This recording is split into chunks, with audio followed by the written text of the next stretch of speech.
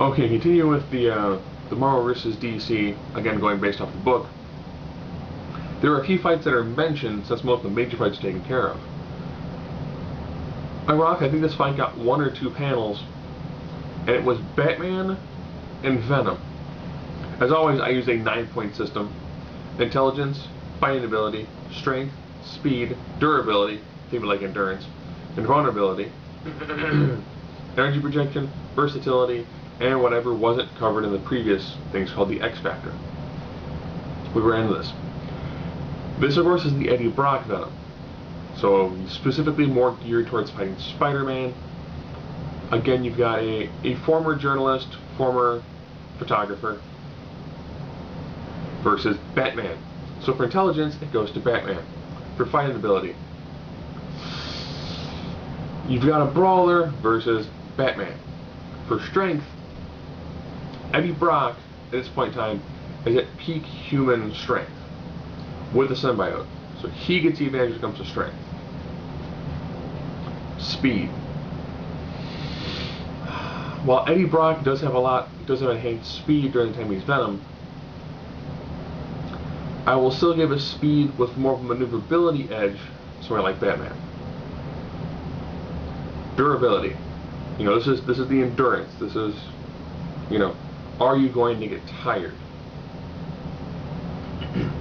While you do have an enhanced level of endurance when it comes to the symbiote, and Eddie Brock being Venom,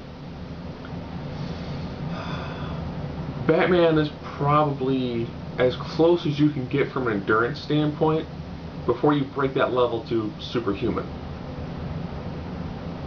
And vulnerability, resistance to overall damage. Well, that one definitely goes to Venom. We're not energy projection. What is your distance gain?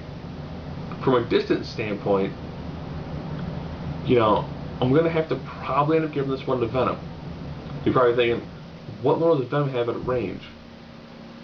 Well, don't forget, the symbiote itself has a lot of abilities to it, as well as the unlimited supply of webbing.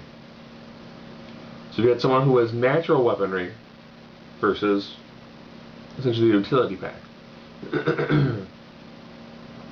Now we're going to look at versatility. And this one's going to come down to whatever Batman's got in his utility belt.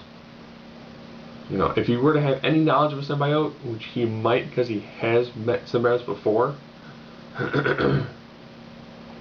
anything sonic or microwave related can do a tremendous amount of damage to somebody like Venom. Now we're on X Factor. What hasn't been covered before? It's going to be really tough to defeat Venom. You know, he has been gassed out before.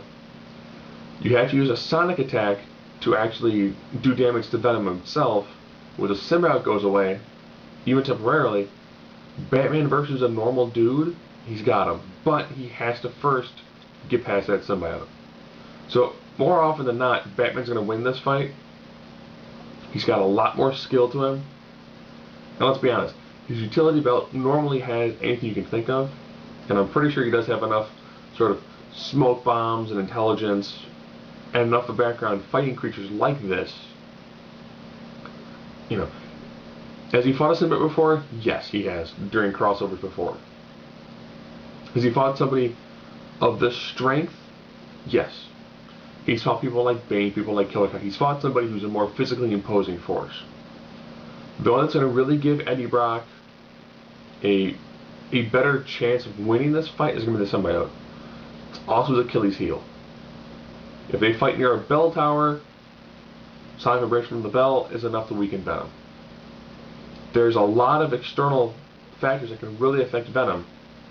And if Batman keeps any sort of, you know, flash grenades or sonic grenades or anything that does any sort of, you know, even a concussive grenade would be enough to weaken Venom enough for it to become Eddie Brock temporarily to allow Batman to whoop the daylights out of him.